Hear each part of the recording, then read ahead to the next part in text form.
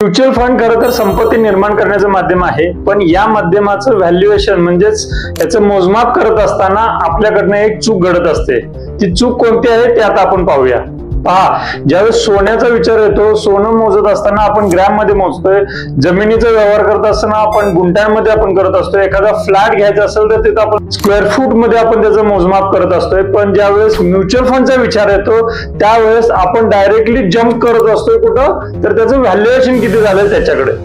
पण हीच तर खऱ्या अर्थानं चूक होते आणि ज्यावेळेस संधी येत असते ती संधी आपण गमावत असतो, का तर आपल्याला त्याचं व्हॅल्युएशन कमी झाल्यामुळे भीती वाटत असते। खरं तर म्युच्युअल फंडचं हे मोजमाप आपल्याला मिळालेल्या युनिट्स वर केलं पाहिजे आणि हे युनिट्स म्हणजे आपण म्युच्युअल फंड खरेदी करतो म्हणजे काय करतो, तर आपण खऱ्या अर्थानं युनिट्स खरेदी करत असतोय आणि ज्यावेळेस मार्केट डाऊन असतं त्यावेळेस युनिटचं प्रमाण आपल्याला जास्ती भेटत असते, मार्केट वरती गेलं तर ते युनिटचं प्रमाण आपल्याला कमी भेटत असते। हे समजलं तरच खऱ्या अर्थानं आपल्याला चांगली वेल्थ क्रिएट करता येणार आहे।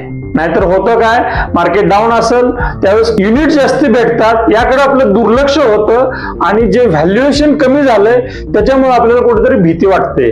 व्हॅल्युएशन पाहायच्या अगोदर युनिट्स किती भेटले ते पाहता आलं पाहिजे आणि ज्यावेळेस तुम्ही या अँगलनी पाहाल त्याच वेळेस खऱ्या अर्थानं तुमची वेल्थ क्रिएशन होणार आहे। सो या रिलेटेड तुमचे काय प्रश्न असतील तर नक्की तुम्ही या नंबरवरती संपर्क करून प्रश्न विचारू शकताय। थँक्यू।